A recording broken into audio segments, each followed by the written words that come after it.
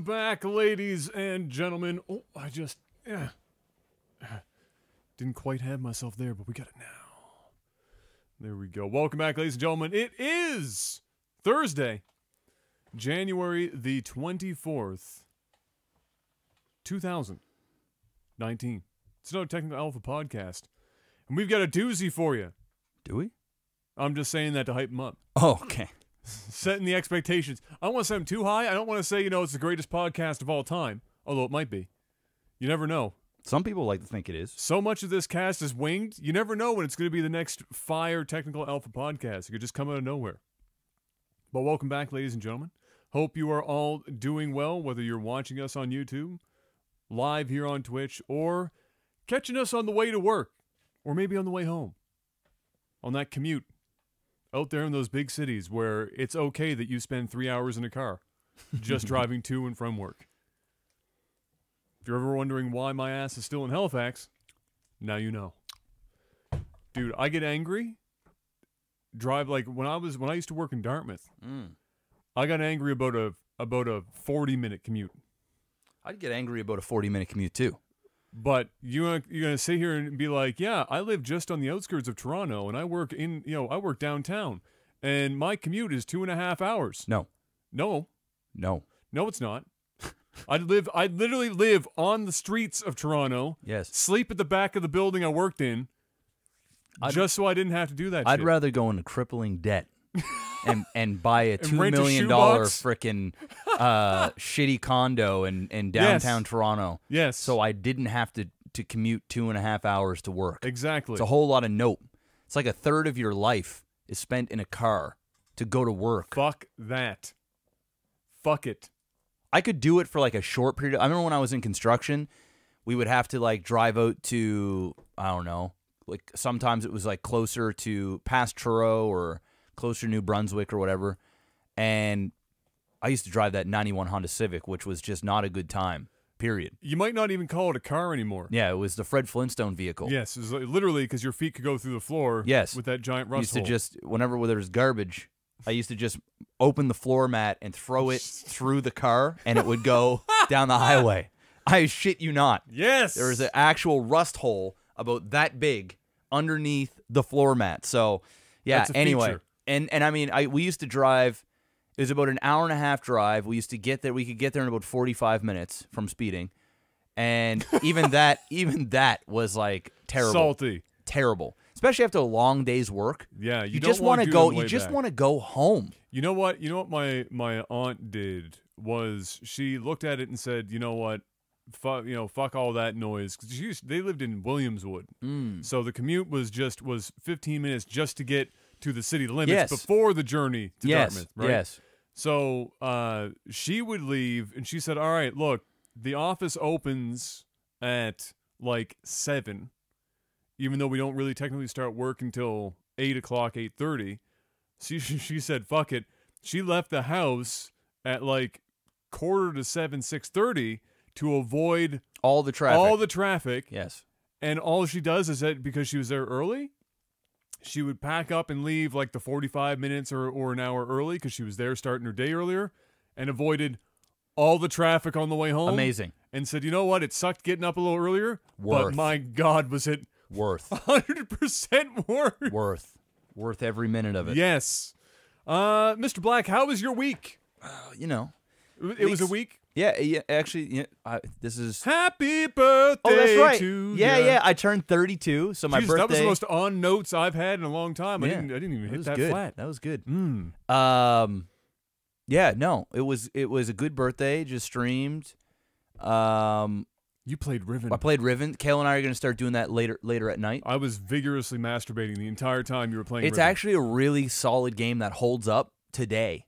1997 was a long time ago, Jeff. It's a long time ago. It's a whole long time ago. And I was 10 years old when that game came out. I was a little concerned because when you started playing it and you had trouble capturing it, I was like, first of all, in my mind I was going, all right, well, it's an older game, but there are new games that don't like to be fucking captured on OBS. It's just kind of the way it goes. Which is why I was suggesting to run through your capture card. I'm about to fucking show you how to do that so that you don't have that problem with any game ever again. Yeah. But you figured it out. I still don't know what the fuck you did, but you figured it out. I figured it. I changed the screen. I think what it was is that crazy screen resolution was tripping the game it was up. Fucking it up. So I changed the resolution of the actual monitor, and then it was able to pick it up. Ultra wides did not exist in 1997. No, and ultra wide. Actually, that's a super ultra wide. Yes, it's not even the regular ass ultra wide. No, and there's games that come out like now that like, still are no. Like I'm sure Resident Evil will probably be like, no, I don't like that monitor. Change it to 1080p. Yeah. So yeah, we played that. And we're gonna keep playing. That was good. That was fun. And yeah, my studio is finally done, and I got some new audio equipment, which was nice. Adam came over and helped set that up. Yeah, we got it sounding like fire. We're dialed in. Mm-hmm. We're dialed in. Sounds bro. so good. And then I've just been grinding the voiceover stuff, like every day. I've been waking up, dedicating minimum 4 hours a day, but it's usually closer to 6 hours a day of voiceover, whether that's auditioning, studying, practicing, anything, just consuming, and then streaming after that. So I've been working like 12-hour days again, which my body's not really used to. But the good thing about it is streaming now feels like work. Right? Yeah, there are some days where I'm just having fun, like the last couple days. Yeah, I've just been having fun, so it doesn't feel like work. Yeah. It's a good time. Been playing some Realm Royale. But over the years, doesn't matter what you do, but you know how it becomes work. So sure, we still have a lot of fun. I don't want to speak for you, but you probably can relate. We have fun playing games, yes, but it feels like work. So when you do a 9-hour, 10-hour day of streaming, it feels like a 9-hour, 10-hour day of streaming. And you're like you're dead afterwards. What's nice is now I'm doing between 7 and 9 hours of streaming, usually 7 and 8 hours, and then beforehand I'm doing 4 to 6 hours of voiceover. Yeah. But what's nice is voiceover doesn't feel like work yet. So it's almost like I'm just having fun and enjoying it. So I'm really my work. Eventually, it's going to feel like going from one job to another. Yes, job. But it took a while for streaming to get to that point. Oh, so yeah, I'm sure hoping time. that the voiceover will take a while to get to that point too. I would imagine so. So anyway, I've been doing that. It's been good. It's been fun. Been enjoying it, and that's pretty much it. My week was literally an entire week of dealing with Bell Alliant for the internet. I would wake up and I would do 4 to 6 hours, not of audio auditions, not streaming. I would just do 4 to 6 hours of being on the phone with somebody in the Philippines. Occasionally somebody in India. And then if I was really lucky, I'd spend 5 seconds on the phone with somebody here in Canada who would then pass me on to somebody in the Philippines or India. Great. So it was a fleeting but enjoyable 5 seconds when I did have that opportunity. So that was my entire week. Eventually, so what was this? That was yesterday. My whole week is blended together. I can't believe this is Thursday right now. This is blowing my mind. You blew my mind. I think Like it was yesterday. It was last you were night, on call with me. You're like, like, bro, fuck. it's podcast tomorrow. It's Thursday. I'm like, fuck. Yeah. It's Thursday tomorrow. It went quick. Yes. Because it was the same thing every day, just dealing with this internet shit. So yesterday I have another tech come in. Coincidentally, it's the guy who did the original install when we moved into Joel's place. And he's like, so what's going on? And I explained it to him, and he looked at me like I had 58 heads the whole time, and he was like, bro, this is well outside of my wheelhouse, but I'm going to try and do my best here to help you out. And at the same time, I'm talking with the guys on Twitter support, because Twitter support, shout out to Bellline Twitter support, because they actually know what the fuck they're doing, and they're not on script. So when you talk to them and they respond, it's not the same 5 goddamn questions. That's nice. Every single time. Have you tried unpowering and returning on your modem after 30 seconds of shutdown? Dude, you just it's painful. So they got in contact after this was such a saga. They got in contact with the network team, which you used to be able to do years ago, but it had to be a crazy fucking specific situation before a customer could speak with the networking team. They didn't just want any regular ass person talking to the networking team, because they're not really tech support. You're just talking to regular ass employees at that point, right? So he goes, let me call my guy. Gets that. He calls the tech support guy who's at my house, who was at the Node at the time trying to fix some shit. And then they were on the phone for 8 hours. 8 fucking hours with the tech guy. And then the tech guy, about 4 hours deep, says, all right, this is now beyond me. I'm going to call up the programming team. And so the networking guy and the programming guy were talking, and then we were getting like a game of telephone all the way back to the tech guy in my garage, who didn't understand half the acronyms that these guys were using, and he was trying to relay this information to me. Nah. And we were doing shit for 8 hours. Jeff, I feel like I know this fucking tech guy my entire life. You shared breakfast, lunch, and dinner. 2 15-minute breaks and dinner. Yes. At one point, I brought a stool out for him. He said he was having back spasms standing up. Just brought a stool out for him, sat down. And I was like, bro, and I offered him drinks or food like 5 times. He's like, don't worry, I'm a camel, bro. I was like, I don't give a fuck. You here 8 hours? You're going to faint soon, and I need you to fix my internet. I need you alive. Yeah. But he passed on it. But I know everything about this individual now. I know more about him than some of my best friends at this point. Perfect. Lots of small talk for 8 straight hours. So, at the end of the day, the programming guys did some shit. We have literally no fucking clue what it is, but they did something. Okay. And it worked, at least last night. Well, we'll So find now, out next week. on Dragon Ball Z. Does Adam's internet still work? We'll see. We're going to find out. So that was literally my whole week. I have nothing else that I did. That was it. We were at the hospital. Kale took a spill outside. Right. So I was streaming, and then... The ice fields. Yeah, so we had really shitty weather, and Kayla was taking Thor out to go take his nightly piss, and she took 2 steps out on the yard and fell, which is very scary because she's almost ready to give birth. Fortunately, she didn't fall on her belly. She fell on her right ass cheek, but she hit the back of her head on the way down. She had a hood, so it wasn't like a full-blown smash, but she still hit it pretty good. So I go upstairs, I rush upstairs, and, she's upset. She's more of like nervous because she took a spill.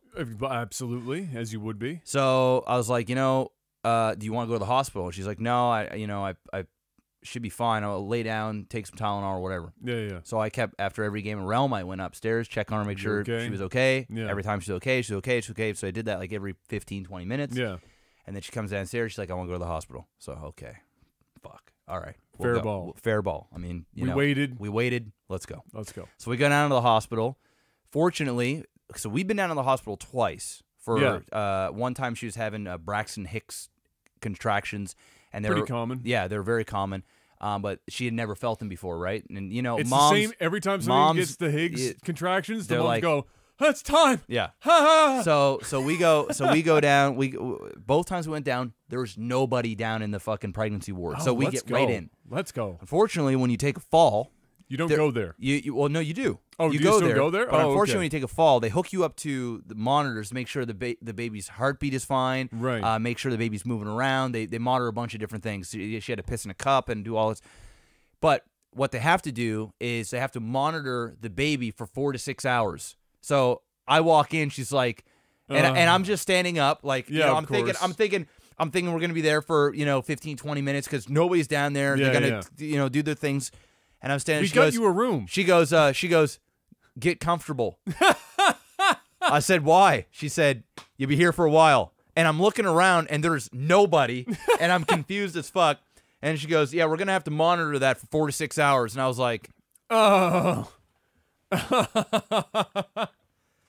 So, yeah, we were down there for a while. Fortunately, the doctor came in. She was like, you seem fine. You might have a concussion, like a minor concussion or something. Yeah. But the baby's definitely fine.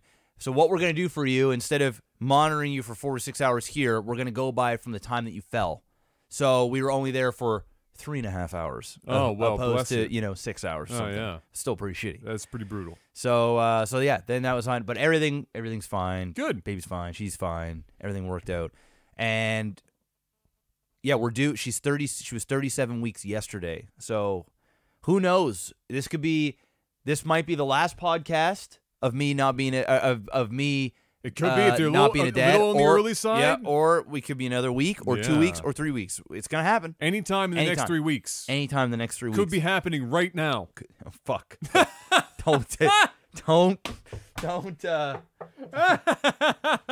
Don't jinx us here. It's the last thing we need right now. It's going out of the hospital. But the baby bag, the hospital bag is ready. It's all ready. It's good packed. to go. That shit's been packed for like 3 months. She's been ready. Now she's definitely ready for that baby. Get out. Get out. Get out. Yeah, well, ladies and gentlemen, I wanted to start off this podcast with some positivity because we've had 3 straight weeks of just shit news. I like positivity. It's getting positive, especially it's like the DDP yoga you got for your birthday. Positively, I think it was his book he's been pushing like crazy. It's called Positively Living or Positively Unstoppable. I hear, though, it's not as good as The Grind, now available on Amazon. The Grind by It's me. actually a companion series. The Grind. Co-written. Yeah, so let's start off strong with the good news. Resident Evil 2 doesn't suck balls. Good. They didn't fuck it up, Jeff. Good. Like, that was my concern, was we were going to get some dumb, terrible shit, and apparently they didn't. Everyone's praising it, whether they're a player or a reviewer. I haven't seen really any negative anything. It's been pretty much good across the board. I got mine pre-ordered last night. You're going to pick it up, and then tomorrow both of us are likely going to start playing it. So next week we will have... Yeah, we'll be able to review it. We'll be able to review it, so to speak. It's probably only going to take... I'll probably beat it one day, probably. Yeah. Well, like, yeah, pretty much. They're usually like 6 to 8 hour games. Something they're not yeah. super long. Unless you remember... I don't. Like RE2 a lot, no. Then you can like power that bitch in like 2.5 hours. Yeah. Otherwise, yeah, it's gonna probably be a 6 to 8 hours. Yeah, something like that. So we'll have that lined up. But yeah, good news. They didn't fuck it up. So thumbs up on in that regard for them. Let's see. Kingdom Hearts, same thing, for the most part. I'm gonna say it's getting considering. I guess I'll set expectations. For what is supposed to be the last game in a series that is freakishly loved by like scary like football hooligan levels of dedication. Yes. I'm going to say it's lukewarm. Really? It's on the high end, but I expected much higher. A bigger praise. I expected praise in areas that it's not getting praise. Okay. So nobody's really complaining too much about like the actual gameplay aspect. They said that it's pretty good as a button masher, give or take. Really, it always has been. They've always been like that. A good button masher. Yeah, exactly. I've enjoyed playing them. So that aspect's fine. The only technical things that I'm seeing, or not technical things, the only things that I'm seeing people really pick on is the fact that it seems like it's ending on a weak note. It's a little weak, which is like the last thing you want your very last game in a franchise to be. But it hasn't stopped most of the reviewers, of course, from giving this game 8s and 9s. The most integral part of the entire game being the story, they're still giving it 8s and 9s. So that's why I'm saying lukewarm, because if I can be real, yeah. I've now played. I played the first Kingdom Hearts, or I played like the 1.5 and then the 2.5. I'll be honest, I didn't beat 2.5 because there's this boss that you got to fight right at the end of the game before the final boss that's super hard, and I just did not feel like sitting and grinding for 6 hours to go up my levels. Yeah, like, fuck this. I pretty much played it. Fair ball. And then I watched like the cutscene and shit so I can get the story for the game. Not that would have made any sense to you anyway, because the story is one of the most conflated. There you go. I was just about to say, Kingdom. I don't care. I'm sorry, Kingdom Heart fanboys, fangirls out there. The story isn't horrible, but it's really not good. It's really just actually the story isn't even. It isn't the reason why for me that I play the game. The game is just fun. Like it's the characters, because you love all these characters, these Disney characters, and it's cool seeing them voice act and you're seeing them do all their things, and you're like, oh shit, there's fucking Jack Sparrow, oh there's Donald Duck, oh there's Mickey Mouse, oh there's Minnie Mouse, oh there's Pete from Goofy Movie. So it's a lot of these things, right? And then you just kind of, oh there's Hercules.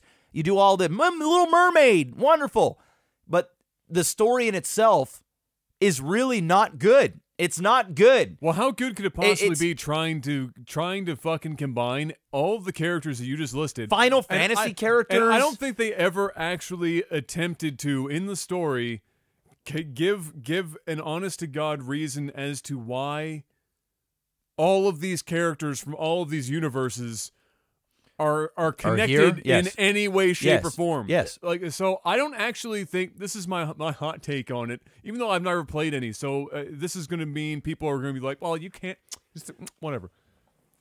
I don't think it's a story. I think Kingdom Hearts is just a goddamn idea. Yes. That they ran with. Yes. And it's here. You know and what? People love it because the characters that are in it, they get to see their characters, maybe play around as their characters. Yes. And it's a button masher that's fun.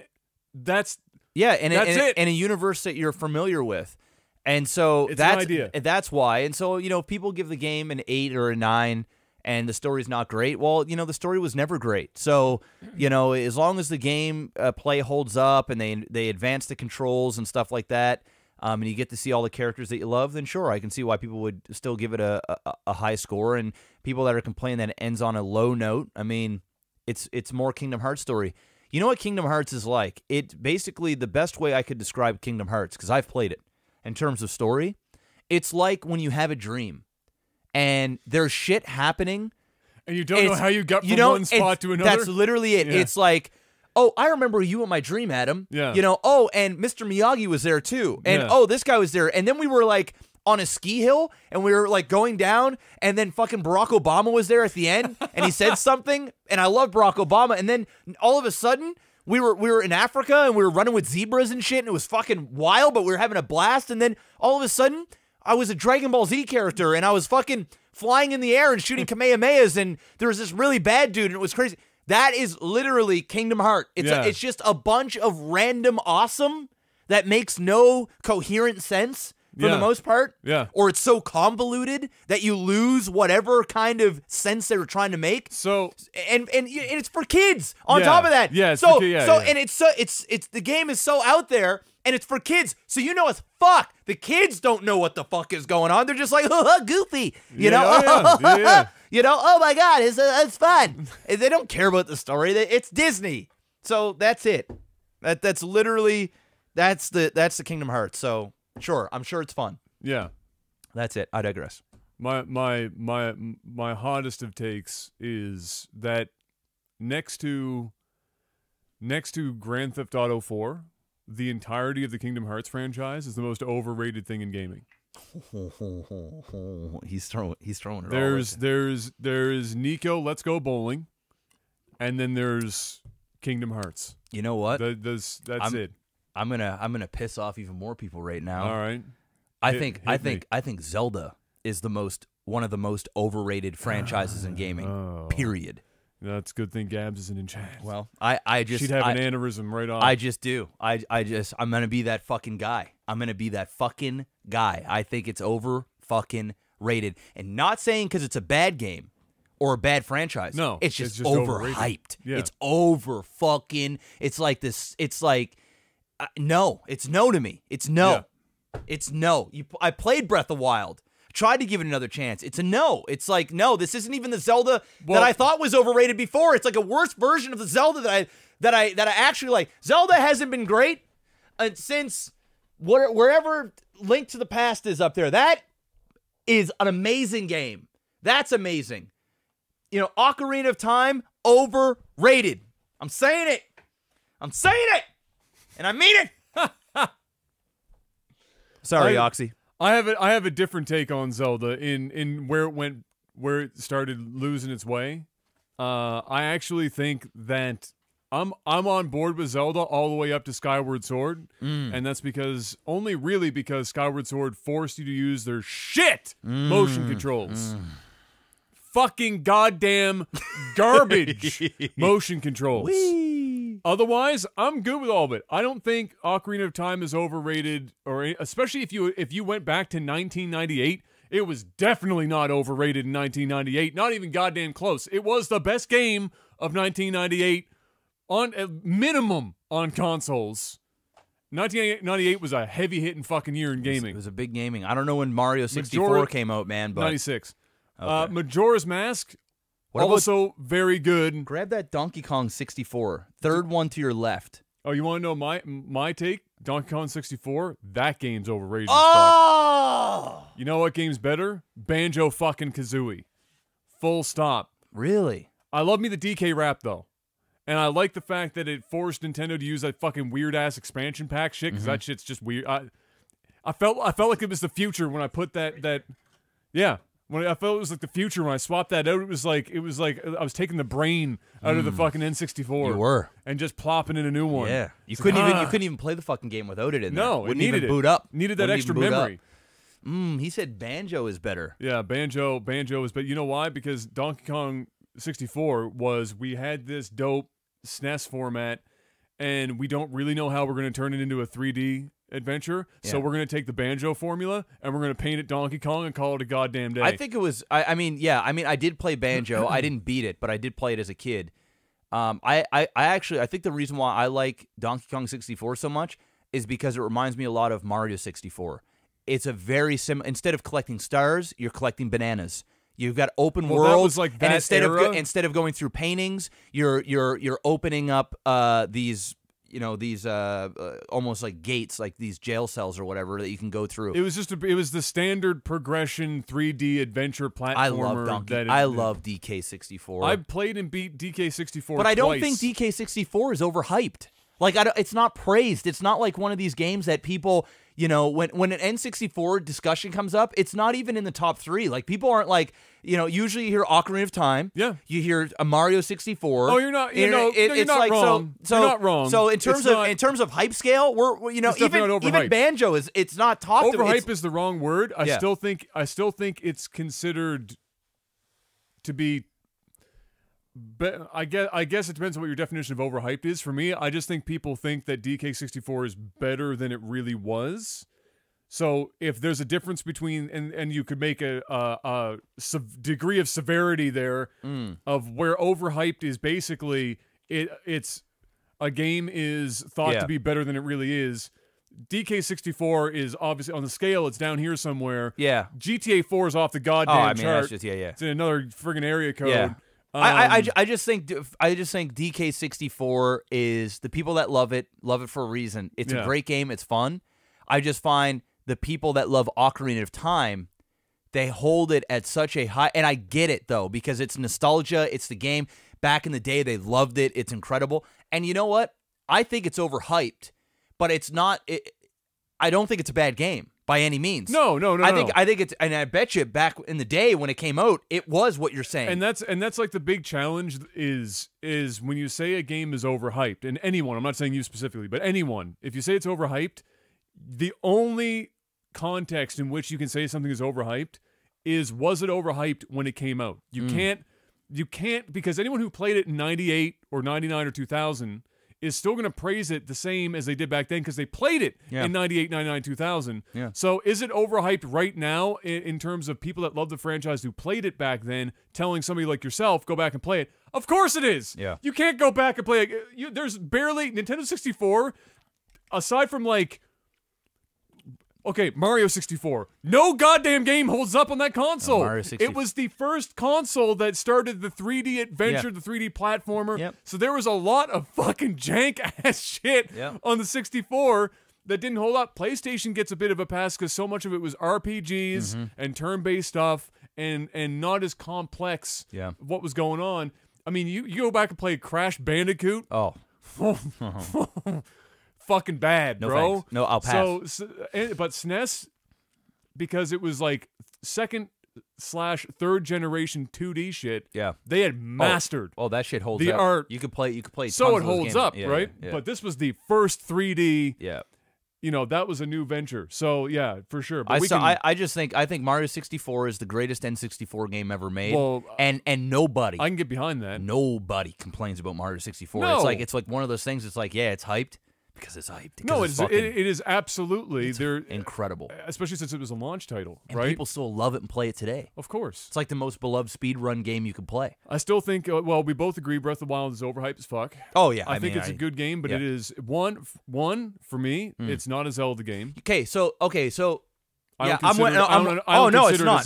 No, it's a weird like Dark Soulsy type shit. It's like fucking like it's weird, man. It's like they bordered this like, okay, our players are no longer kids. Let's give them something challenging, right? And make this not Zelda. I guess when I say overhyped for Zelda, yeah, I think if you went full stop and you stopped at Ocarina of Time or the GameCube one. Was it Twilight Princess? Twilight Princess. I only fucked around with that and saw it in like it's an EV store. store. That's a good game, and it's still in the kind of standard Zelda format of how things are laid out. I just feel like the Zelda franchise, in terms of, I don't want to say quality, but in terms of hype, like how great their games are, stopped at that. Yeah. And I think anything above that has just become an overhyped train.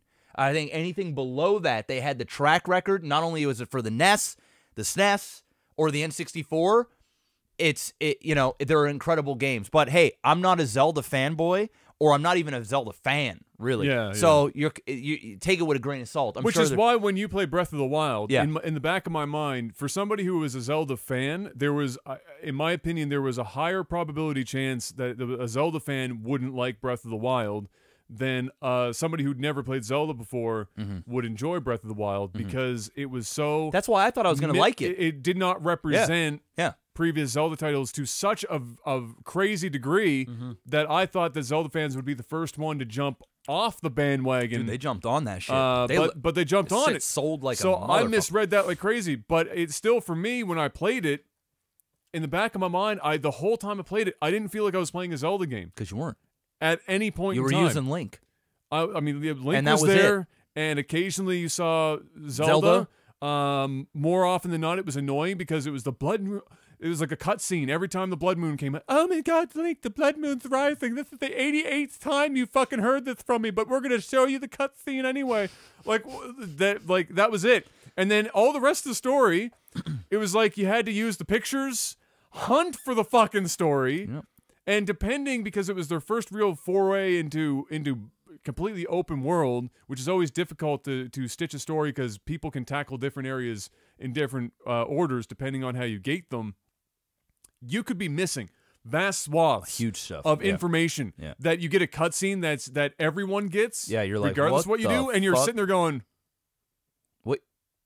Did I miss something?" And not because you're rushing. No, you just decided to go somewhere. You just playing it or whatever. It's open world. Go choose your adventure. So yeah, and it just make sure you choose the adventure in the right order. It's not going to make sense. I really didn't think it was a Zelda game. If you had replaced all the characters with different characters and named it something else, I probably would have liked it more because my expectations going in for a Zelda game are wildly different. Not that they were high, just wildly different for what I was going to get, at least in terms of the quality of dungeons, and things of that nature. I thought the dungeons were shit. And it was like quantity over quality. There's like endless fucking little puzzle rooms all over the place that were just kind of fucking whatever. And endless collect 900 million Korok seeds, and we're gonna give you a golden shit statue. Literally, a golden fucking shit statue. Like, just so much fluff. So anyway.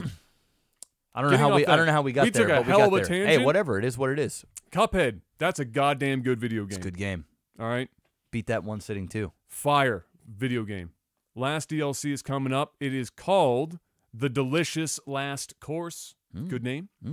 That's coming up sometime this year. They just announced that the other day. I'll be getting that. We're getting more Cuphead. Probably from a visual standpoint, one of the most fresh, incredible, so good, time-consuming processes for any game ever done, and they fucking nailed it. And the thing is, I don't want them to make more of these games. No. Give me this expansion or whatever the fuck this is, this DLC, and then let it die. If this was a game that was like when physical media was still a thing, this would be a game that 20 years from now would be coveted like no other. Shadow of the Colossus. Yeah, it'd be one of those games that'd be worth a fortune. It's a Shadow of the Colossus type shit. If Shadow of the Colossus had a physical, cartridge-based model to it.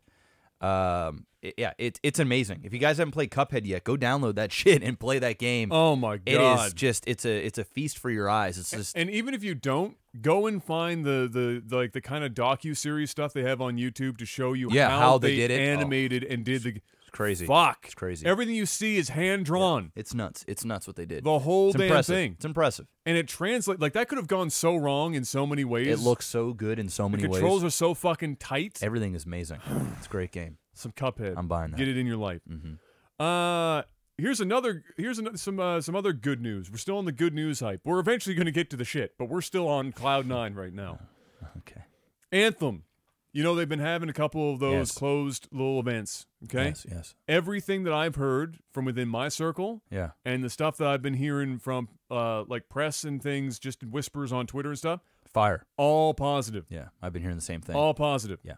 From a gameplay perspective, from the fact they're really intrigued with how they're intertwining the story element into a game in this genre, and which was everyone's big question mark, being BioWare, was how are they going to do, how good of a job are they going to do taking a story and trying to cram it into a genre that Destiny's, had and done an only kind of okay job at doing it. Mm-hmm. And everyone's thumbs up so far. It's going to be the new Mass Effect. It's got to That's what be, right? No, I'm telling you. It's going to be, Mass Effect's dead. Well, Mass Effect. If it wasn't already, they did an awful good job when Yeah. they put out what was it called? I even try to forget it now. Well, Mass Effect Andromeda. Yeah, that Mass Effect is dead. They had that. Yeah. They had their oorah, and I think that this is a great way for them to put in some Mass Effect type stuff and make you feel like you're playing a new generation Mass Effect in a different universe and kind of with the Destiny twist to it. Yeah. And they basically get to start fresh. There's not that pressure of that Mass Effect name or trying to make right. It's like going into Star Wars Episode 9. You don't have that pressure of Episode 8 anymore. It's like a new franchise from the same director, and you're like, you know what? Let's forget about Mass Effect. These are all good things, and when you hear good things and you're in love with the developer and what they've done in the past, you get excited about what's going to happen in the future. You're like, man, I want to fall in love with this, and if it's good, you're going to fall in love with it, and then it's only going to be great things for BioWare. So I've been hearing the same thing. I actually had a beta key that Redsons gave me, and I didn't actually use it. I didn't use literally, I think I was busy that weekend or some shit. I didn't even stream. I just straight up don't want to play it until the game comes out. Yeah. I want to go in. Yeah. So I'm untainted. I'm definitely gonna try it out for sure. It looks good. It can still go wrong, 100%. Yes.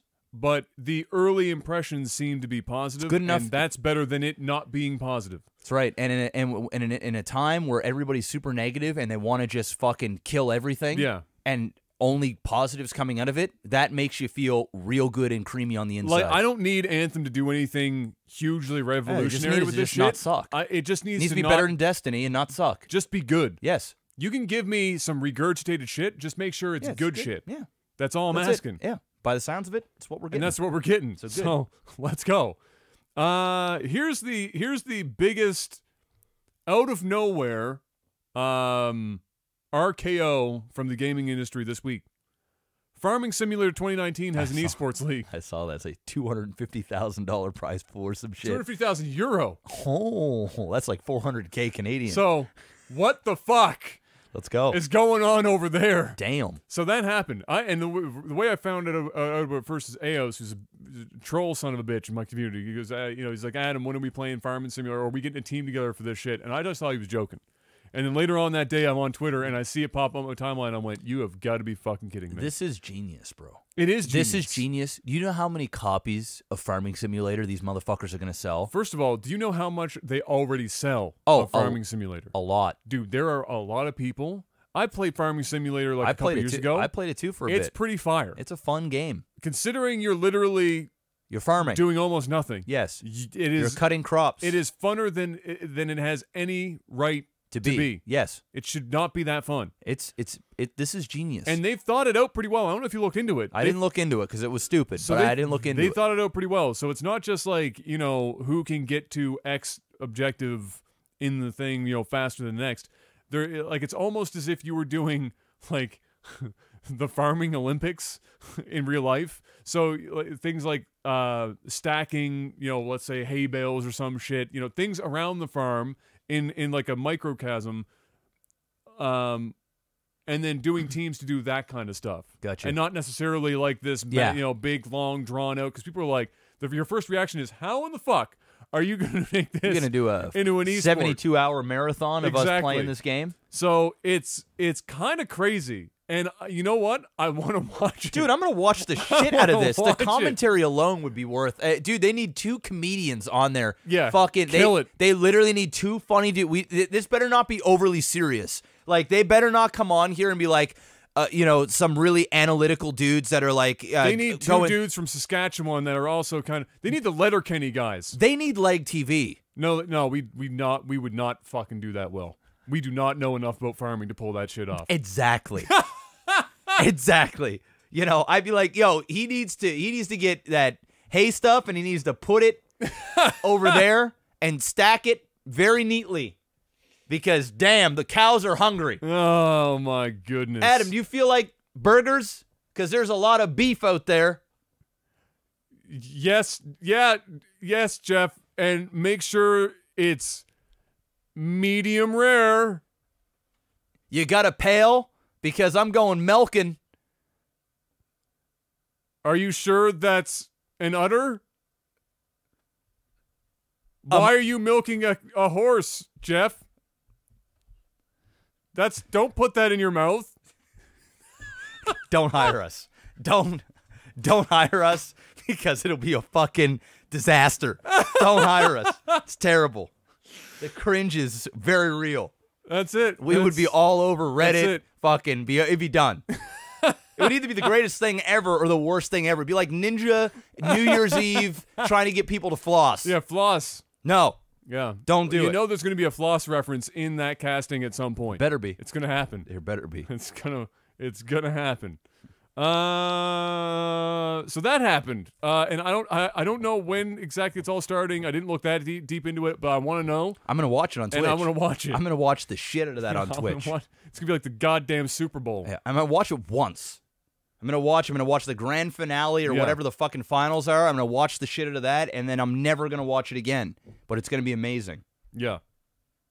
All right, we're transitioning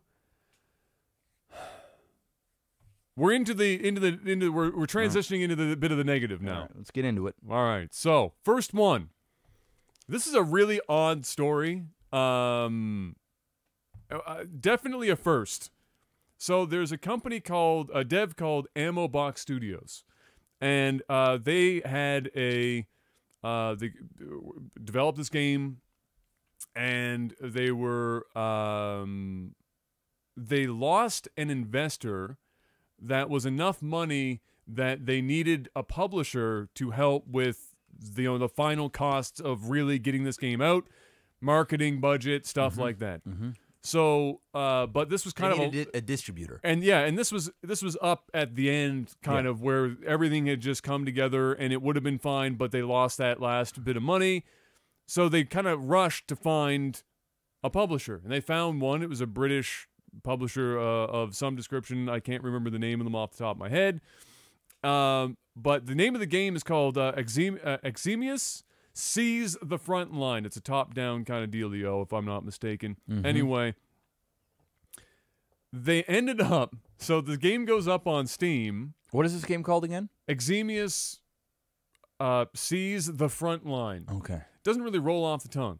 Sounds like a pile of ass, if I'm going to be... It didn't look terrible, but, obviously this is not a AAA game or some shit, but it didn't look like the worst video game in the world. So Eximia. What's that like? Sounds like... Eximius. Oh, Eximius. I was going to say, that sounds like some shit you'd put on your face to clear up your face. Eczema? Yeah. Yeah. Some people say I eat too many chocolate bars. Or I don't wash my face. Those fucking commercials. So this game goes up on Steam, and then in the same day or some shit, or not long after, it gets a DMCA takedown notice. And people are like, what the fuck's going on? And the Steam's looking into it, whatever. And it's coming from the Ammo Box Studios themselves. They DMCA'd their own game.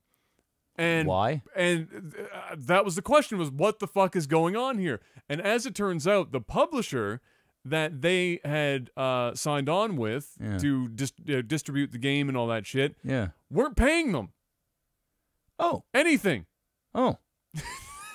So they DMCA'd Great. their own game. Wonderful. Posted obviously like on Reddit and shit, and we're like, yeah, they're not paying us, and that's bad. So we're trying to take all this down, and we're trying to be put on now as the developer and the publisher and try and fix this whole thing. It was a clusterfuck. Great. So I don't know exactly what the situation is at this That British point. company took their game and took their money. But here's the thing, not only, and they definitely, because they haven't been, that company has been active on social media since like November, oh, yeah.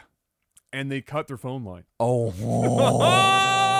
Got him. Got him! Got him. So that happened. So that was the thing that went down. That's just, I had to put that in there because That's it's not a even first. negative. I'd find that funny. That's just crazy. Yeah, it's stupid. You have to DMCA your own game. You've hit some weird levels of shit. Yeah, well, I mean, and desperate that was, times call for desperate measures, you know? not a big company, and they were like 4 or 6 years deep on that bad boy. Damn. I mean, that's Get damn. all the way up there, and then you launch your game, and you're all excited, and then the publisher doesn't pay you, and you're going, oh, no. And they cut their phone lines and then deactivate their Twitter. Yeah. And it's gone. And it's fucking gone. So that was pretty wild. Next up, this might also be a nice little funny laugh, haha moment. Soulja Boy, tell him. Coming back. He's got a new console every Tuesday. Yeah. So why not? He's making money. I don't know what this new one looks like. The last one was like a PSP. Yes. One before that looked like, it actually just looked like a tissue box. Dude, with he's buttons. going to China, and he is just making every type of Chinese knockoff console Anything they can get. that money can just make over there in China for $2, and then he's reselling it for $80. Yeah. But here's the joke now. He says his next console is going to be able to play Fortnite.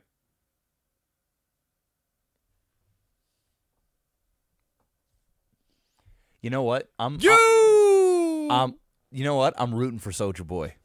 I hope he comes out with a fucking handheld console that can play Fortnite. Here's the problem. Epic said no.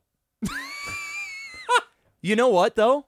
Fuck Epic. Epic said because Epic no. Epic has been stealing people's content since the beginning of time. Oh no, we're going there. I'm there. They there. have been stealing dances and reselling them for millions, tens, hundreds, potentially billions of dollars they're making off other people's work. You know what dance isn't in Fortnite yet? What's that? Crank that. Oh, but you know what they should. It's you know coming what? now. You know it's if coming. They do it. Oh my god! If Soulja Boy makes a console with Fortnite on it, and then they take Soulja Boy's Crank That Dance and puts it on there, and makes infinitely more. It's gonna happen, dude. Fortnite would win. Let's go. Fortnite would win the world at that. What did Soulja Boy get? And then give him a Soulja Boy would pass on probably that one. sue him. Yeah. Soulja Boy would probably try and sue him and lose horribly. Especially if these other litigation issues clear up. But listen, Fortnite has no right to try and go after Soulja Boy for packaging the game on there because they have been stealing shit from artists since the beginning of fucking time and not giving any credit. No names, no nothing, zero, zilch, nada. So Fortnite needs to shut up and keep collecting their billions, and Soulja Boy needs to tell them. Hey, I'm willing to see what Soulja Boy's got coming up. I really next. desperately need to see Crank That in. Oh, that would be amazing, dude. That would be the biggest, the one of the greatest BMs of all time. Oh, dude. I mean, Fortnite would just win the internet for a month. Straight month, straight. BM. And you know it would be like one of the hottest selling fucking one of the hot with all this shit. Dude, Soulja Boy's everywhere right now. Yes. Soulja Boy is taking over the goddamn internet. Like he is everywhere, dude. You look up you type in Soulja Boy on YouTube, any video that he's been in the last like 2 months, up. millions and millions of views. That guy is just doing it.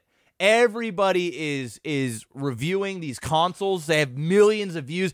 This motherfucker is just winning right now until he's gonna lose. Yeah, he's gonna take this too far. The L is coming. The L is coming, and it's a crushing L. I think the Sony's gonna bring down the heat on his ass anyway. Yeah, I already think Sony's gonna come down with the gauntlet of hell. Yeah, and just rip him a new asshole. Yeah, he should probably have just taken his minor W on the first couple of consoles and just walk and just said, "Fuck it, I'm out there. People are talking about myself, Soulja Boy again. Maybe I'll release a shitty album." make some more money, Yeah. and then disappear again for another decade. Why not? And then now he's pushing it. He's pushing it. And he's pushing buttons publicly. Hey, but I'm loving it for podcasting. Oh, it's good We shit. can talk about it. Epic, if you're listening right now, we need that Please. dance in there. Oh my God, right dude. now. Oh my I don't even play your game, and I still want to see it in there. God, that would be awesome. I still want to see And make it like the most expensive fucking dance that Make it free.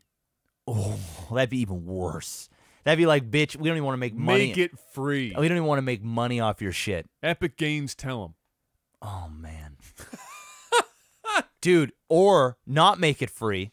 Make it whatever they charge, and then use the money that they got from it to sue his ass for making the Fortnite thing.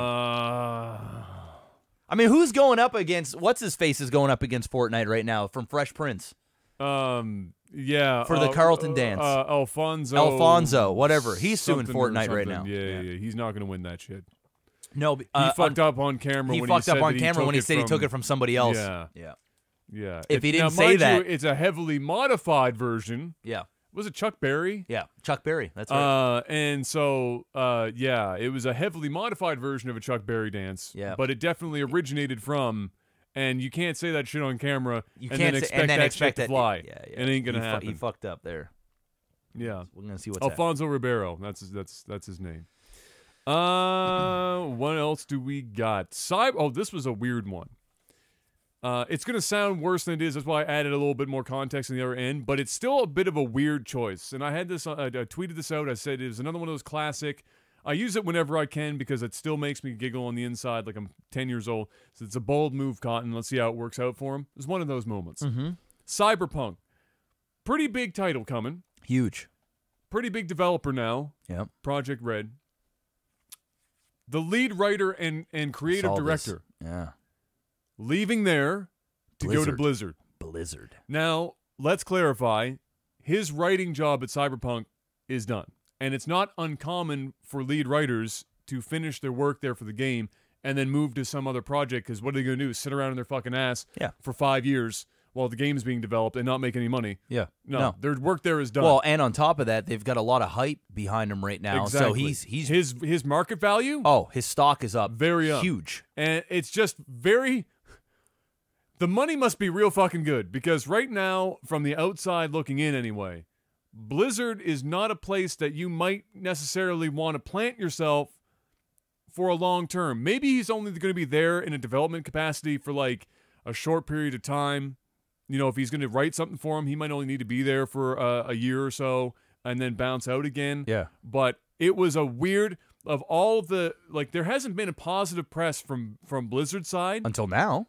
I mean, well, this is positive. This is the closest thing to positive press, and it's really only truly positive once we know exactly what his role is in this whole thing. We find out he's writing some shit for a mobile game. It don't mean shit. Oh no, people can be salty. Salty as fuck. Very salty. But if it means that it's for a new IP that's like on a more grandiose scale and they're making use of him, now we're talking about some positive news for Blizzard finally.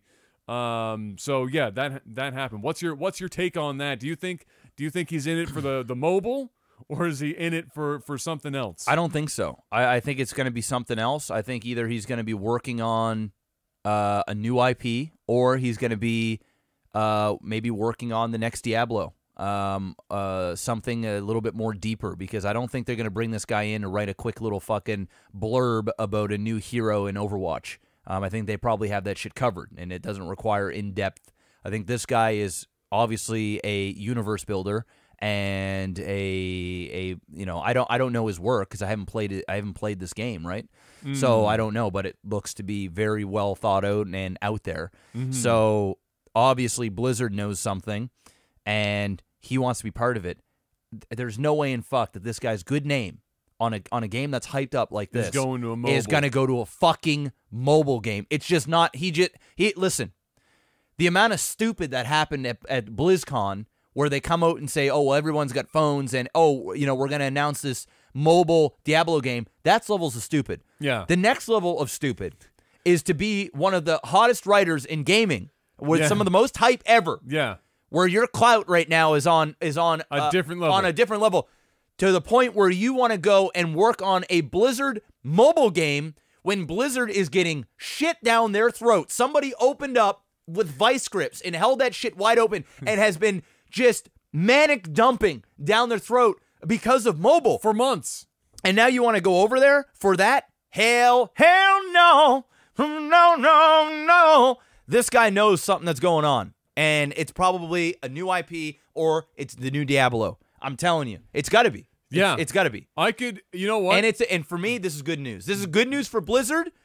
And you know what? It's possibly good news for this guy too, because not only does he get to go to a huge company like Blizzard, because let's not forget, this is still Blizzard, guys. As much as we want to hate on Blizzard, it's still Blizzard. But this guy has an opportunity to turn around Blizzard, and he could take he could be the saving grace, Michael Morheim leaves, but what's this guy's name? I didn't write his name down. Anyway, whatever. No, yes, it did. Sebastian Stepien. Yeah, Sebastian Stepien could be the Jesus that comes in and saves Blizzard. Cyber Jesus comes in and saves Blizzard. It's like a really great director that comes in and saves a franchise, right? Yes. A director that can write and give great ideas. It can certainly give a really good base for what could turn into be something spectacular. Yes. So maybe it is, Diablo 3 would make sense because I don't know if he was also involved at all in the Witcher stuff, but Witcher and Diablo could definitely be the Venn diagram for a writer there is relatively it's in his wheelhouse. It's in his wheelhouse, yes. Right? So that's a definite possibility. It's like a horror director going into a psychological thriller. Like a thriller, yeah, exactly. You know what I mean? Yeah. It's there. It's like seeing that Leonardo DiCaprio movie that you love, Shutter Island. Shutter Island, great movie. It's like getting a horror director to do Shutter Island. It's I can see that. It's not really a horror movie, but it's got horror elements to it. What does a James Wan Shutter Island look like? It probably looks like Shutter Island. Yeah, honestly, it probably does. It probably looks like... Yeah, that's true. It kind of is a little James Wan-y in the first place. It's for sure James Wan-y. Yeah. Shutter Island is basically if M. Night Shyamalan fucked James Wan. Yeah, that's true. Right? In terms of like visually and the story and the way, the twists and turns and shit, right? That's what it is. Fuck, that's a good movie. It's a great movie. So there you go. So that's a thing that's happening. Now let's move down into the so last week we were talking about how how EA seemingly has been, well, not even seemingly, they've been wasting the Star Wars license since they've got it. Mm-hmm. They've had exclusive game license to Star Wars for more than a hot minute at this point. And the only thing that we've received are two mediocre first-person shooters that were already just basically Battlefield clones painted as Star Wars. Yes. With half of the game modes and features that the Battlefield games have. Yes. And then the second one, setting a new industry standard for ways in which you do not want to do loot boxes. Yes.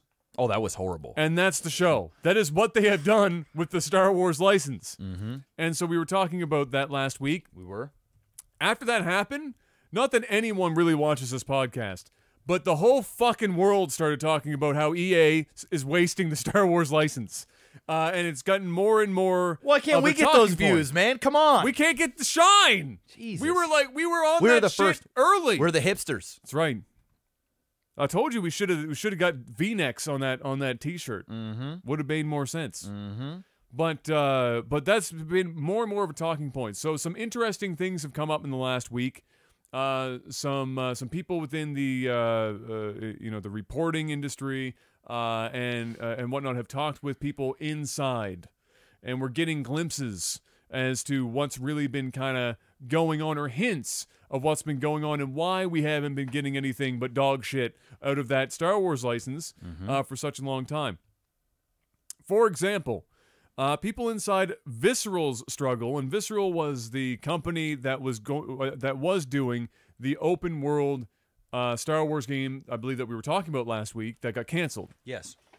Said that they were butting heads hard with EA over how the game, or what the game was focused on. So Visceral didn't want to do the generic Jedi, Skywalker bloodline, Yes. robes and lightsaber shit. They wanted to, the Star Wars universe is so much bigger than that. As Rogue One was a good example. Well, they're doing of that this. and They're shit. doing this with the movies. They're Exactly. ending the Skywalker trilogy Getting and out of that shit. They're going. It's Star Wars, the whole universe. So it's not like Visceral was doing anything wild here. No. But they wanted to focus on like the underbelly of the Star Wars world, the scoundrels like a Han Solos and the runners, the smugglers, the Metachlorians and shit, not the midichlorians. We want to not talk about the midichlorians. Or who am I thinking of? Mandalorians? The Mandalorians, thank you. Yeah, so they might be involved in that as well. Well, that's what the TV show is going to be Yes. on too, right? But they wanted to focus on that stuff.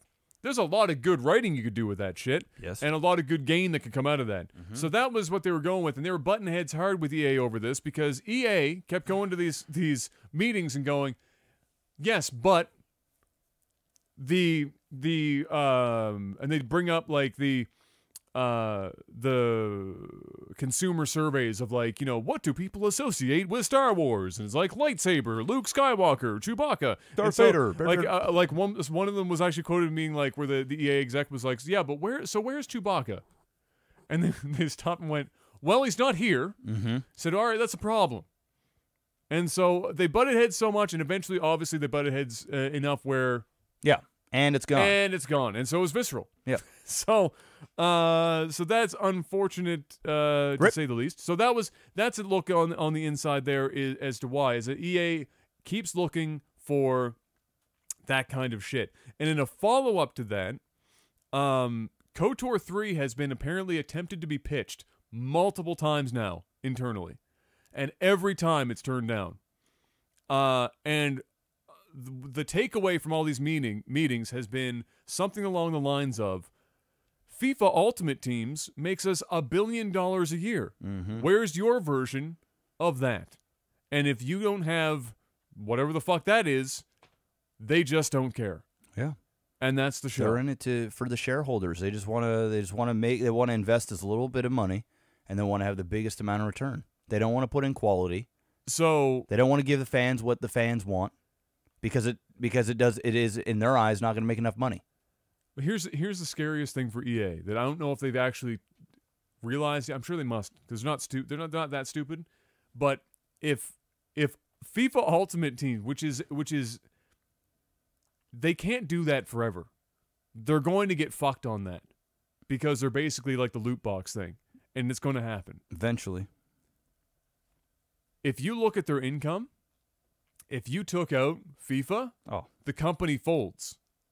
So, and I don't mean that like in the kind of a joking way. No, the company actually dies. Yeah, it folds. The company's dead. It's done. So and it's gone. All of their eggs are in the FIFA basket. One FIFA basket. Well, fortunately, FIFA is massive, but soccer ain't going nowhere. No, but is any bubble like that is bound to fucking burst, and they've been like doubling down on FIFA. Oh yeah, more and more every single year, and they're not taking any risks at a time where you would think FIFA giving them that much money, that would be the time to do it. Yeah, you have the money, you can take the risk, try some new shit, pitch that to the investors, be like, look, we're making fucking ass loads of money here, guys.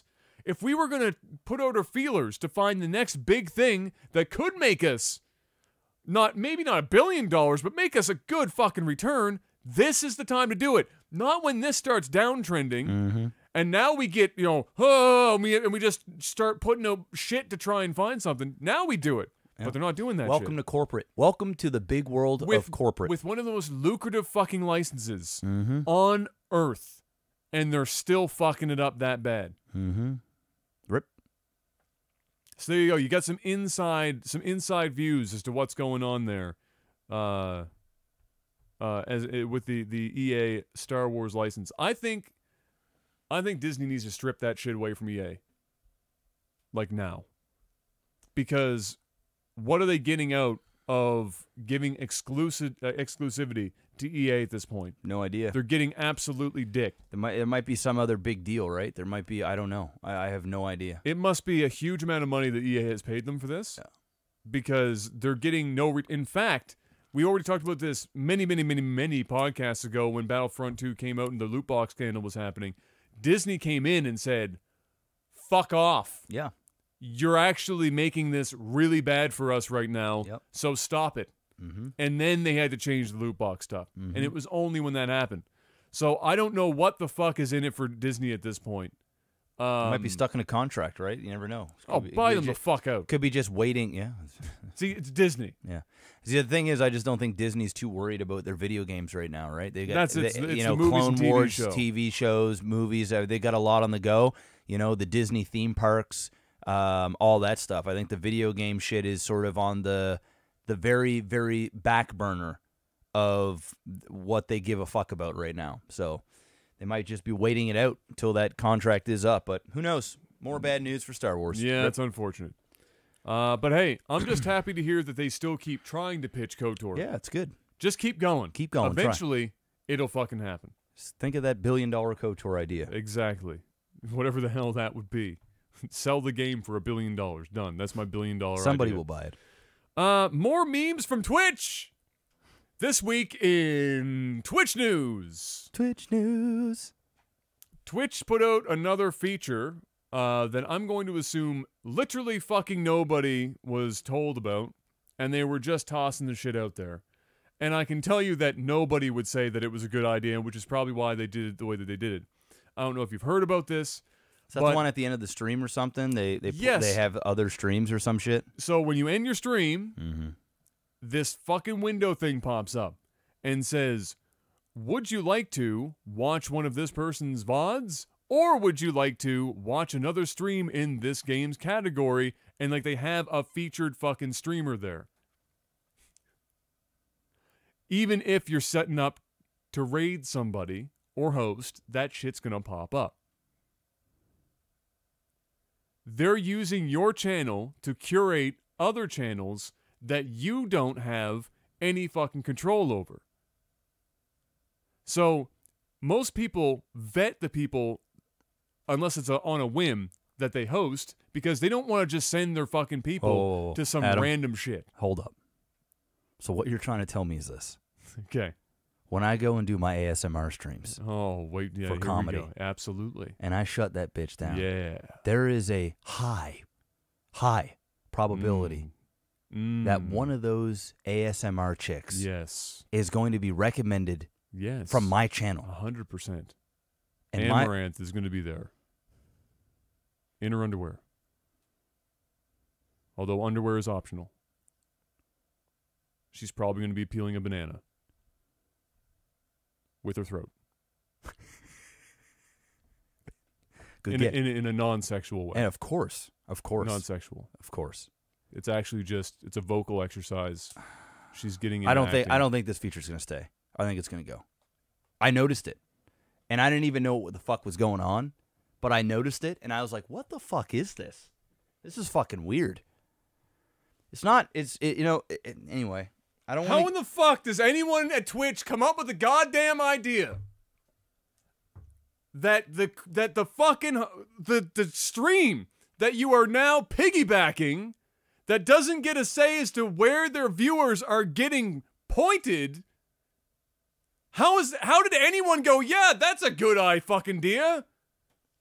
I mean, at the very least, if they wanted to do something like this, they could at least make it so that the streamer on the back end of Twitch could choose like 10 other streams that they like, kind of like an auto host list, but choose 10 different streamers, and then it cycles through those different streamers or picks one at random or whatever to put on that page. That's the only way I could see it. Like at the end, you could, one of the 10 that but you what put, if none of them are live? then it doesn't pop up. It's just your VOD. That's it. That's the only thing I can think of, which would really defeat the purpose. Like, why wouldn't you just do auto host? Like it's already what's there. It's already there. It's already there. If we wanted to bring the viewers to somebody, then go ahead and bring the viewers to somebody. That's what we do now. Exactly. And we choose who we're going to do it for. Yes. Because we don't want to just have some random ass person 90% of the time that we're going to raid. You don't want to do that shit. You don't want to send your people over to somebody that you've never seen before. Yeah. Or you don't even take 5 seconds to watch to make sure it's like, oh, fine. hey, shit, that streamer that talks shit about me all the fucking time? Yeah, let's just go ahead and send the fellowship over there because why not?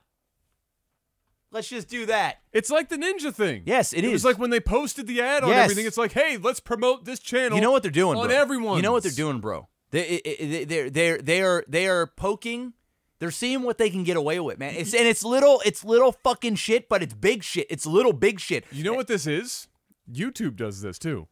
At Yes, the end of a video, it's the suggested 6 videos pop up. Yeah, dude. Or 9. Yeah. On the video player. You know why, dude? They want to keep you on the fucking site. That's Yes, all this is. That's it. They don't give a fuck. They don't give a. But it's auto host is already doing the work. Yes, but for those people that only watch NovaWar, well, NovaWar's off.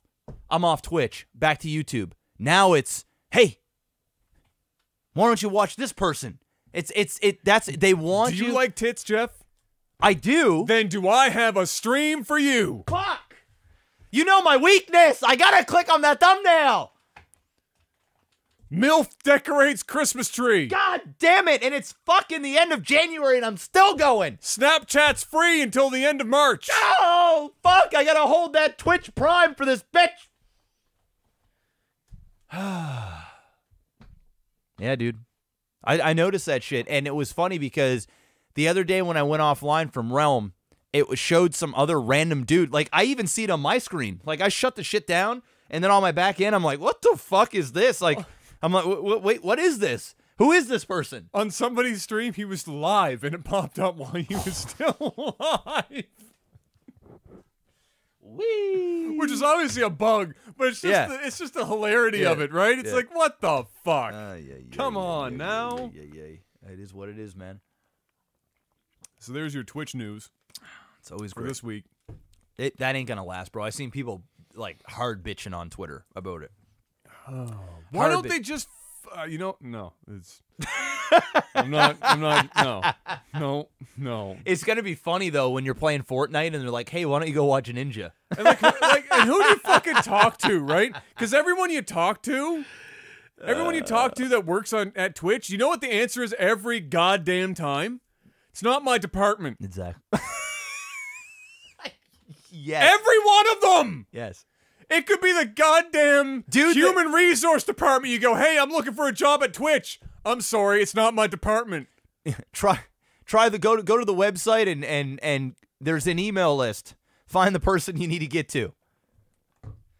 Yeah, it is what it is. It is what it is, man. Holy fuck!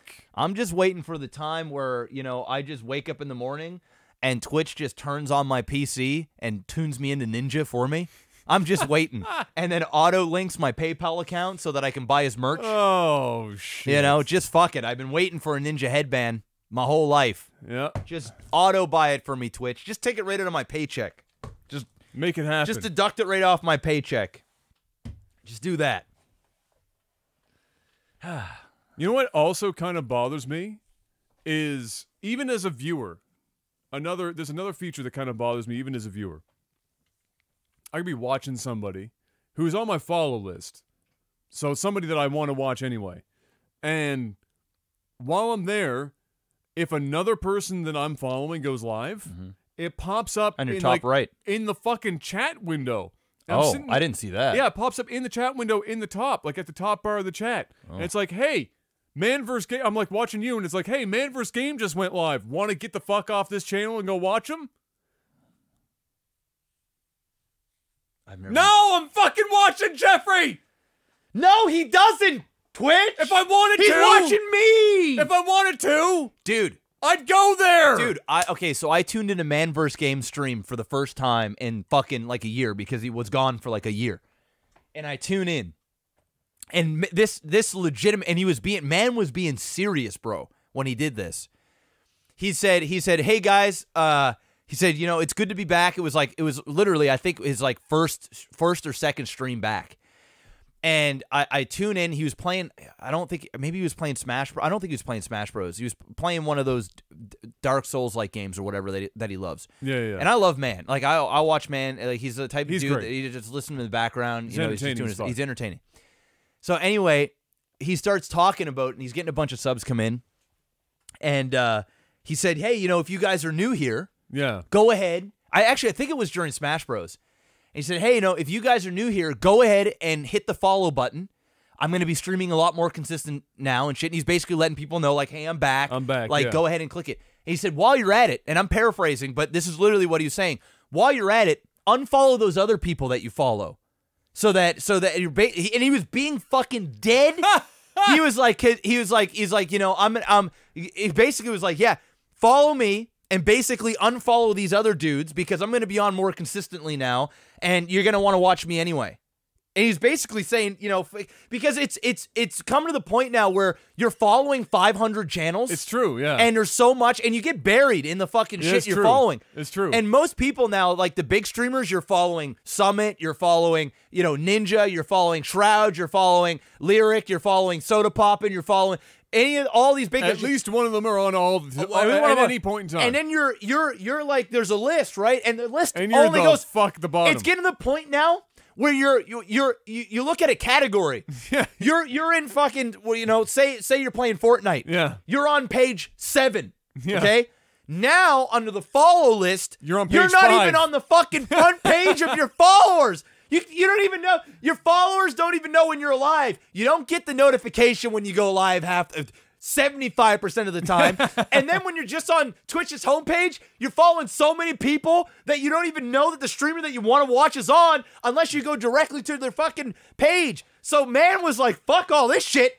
Unfollow these motherfuckers and follow me. I was like, damn. What it reminds me of? It reminds me. It was smart. It's fucking smart. It reminds me of when YouTube got to a certain size and people were following so many people. Yeah. That they get upset with you if you release more than a single video in a day. Oh, I remember those. Because their inbox would just get fucking. You're filling up my bombed. inbox, You're bro. filling up my inbox.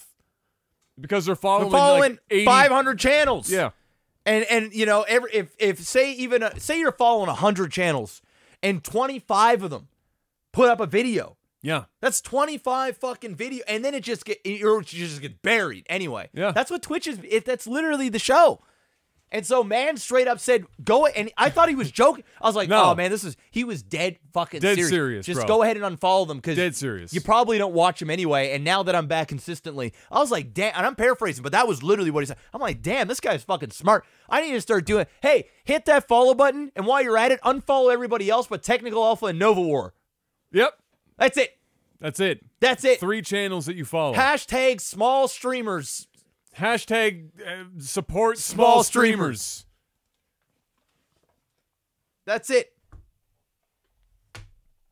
I digress. What's next? What a mess. Mr. MaximusBlack. Yeah. Hit me up with movies and TV. Movies and TV. I think we're 4 episodes deep on R. Kelly. When can we get a front page Technical Alpha? You know we what? Probably, given how much we show what? on Twitch, we should probably never be on the front page. You know what? You're probably right. Fuck it. I want to still be able to be angry. Yeah, exactly. I don't want to have to be like... I don't want to sugarcoat the shit. Yeah, no.